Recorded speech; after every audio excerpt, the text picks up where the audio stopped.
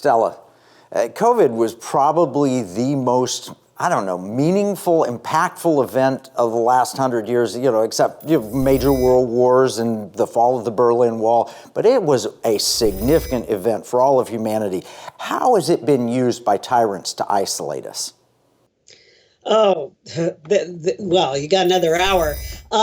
Actually, what it did was enforce our isolation in a way that it had never been done before.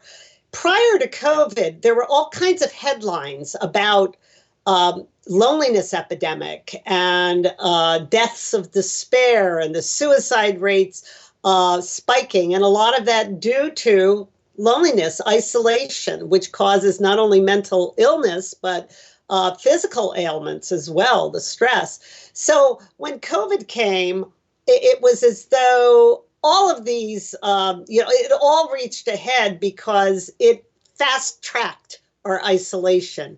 It was used to separate us really from one another in just the most brutal ways that, was, I guess, trying to get us used to this idea of being distanced from one another, being kind of anonymous with the face coverings and the, those who enforced them. And then it brought about the snitch culture.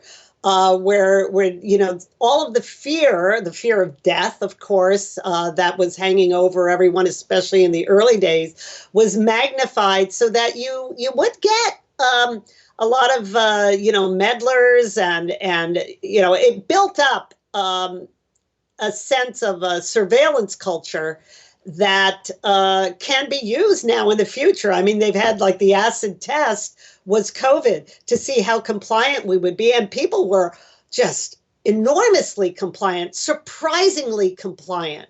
And so that, I guess that's how it was used, but it absolutely enforced isolation that had already been building through all the family breakdown and community breakdown we already had. Well, when you look at your neighbor and you see them as a source of your own death, as a potential murderer of you and your family because they have this disease, then you can demand they do anything.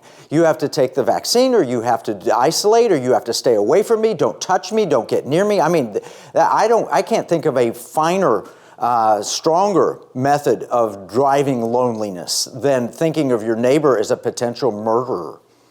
Oh, yes, even family.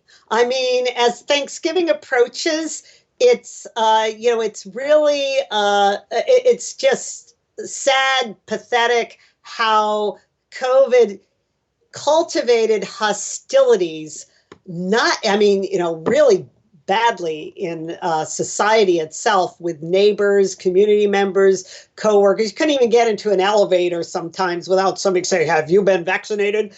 And of course, there's just no other way to interpret it other than an intent to keep us separated.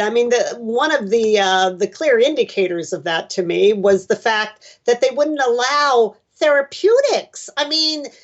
Even talk of vitamin D, not to mention ivermectin or anything that would help people fight this disease. No, it had to be the vaccine. You had to get injected. So all of these other pathways are cut off. People see one another as vectors of disease and death.